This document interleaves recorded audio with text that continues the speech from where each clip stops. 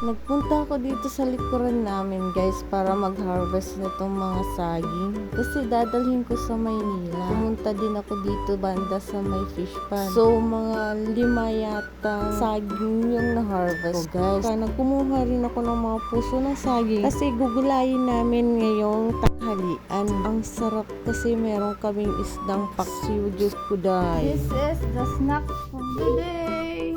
Banaw. Ayaw.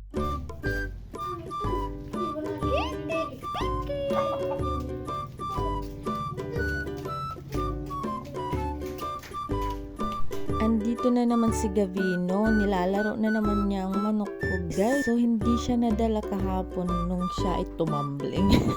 Ay talaga. So kinagabihan guys, punta kami dito sa Kins Lumi House. Napakasarap ng lumi nila dito guys. Bisitahin nyo, dito lang yun sa barangay namin. Oh, nakaluan guys.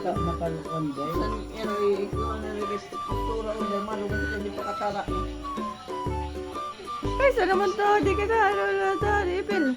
Taro, tayo, sorry kami itong matatahag. Hey, Meroy! Kinabukasan naman, nagpunta kami sa farm ng aking uncle na pulis kasi mag-harvest kami ng kalamansi at dadalhin ko din sa Manila. Dahil dito, pipidasin mo lang. Sa Manila, bibilhin pa, o diba?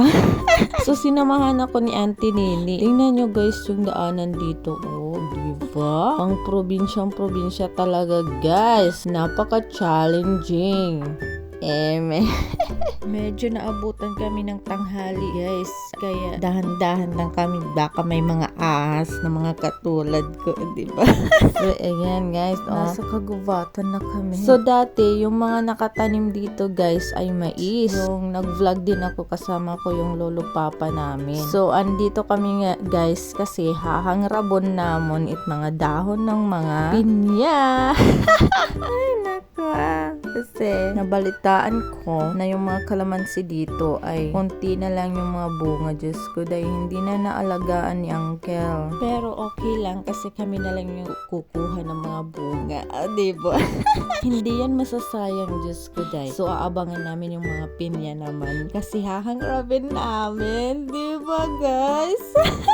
Hindi ko na na-videohan guys yung pagkuha namin ng mga kalamansi kasi wala kaming lagayan at saka sobrang init. At nagmamadali na kami. Pagbalik namin sa bahay ni Lolo, ito yung nakuha namin guys. Sobrang dami guys at malalaki pa. Diba? Ganon dapat. Thank you sa sponsor. At ako'y lilipad na ng Manila. Diyos ko, day.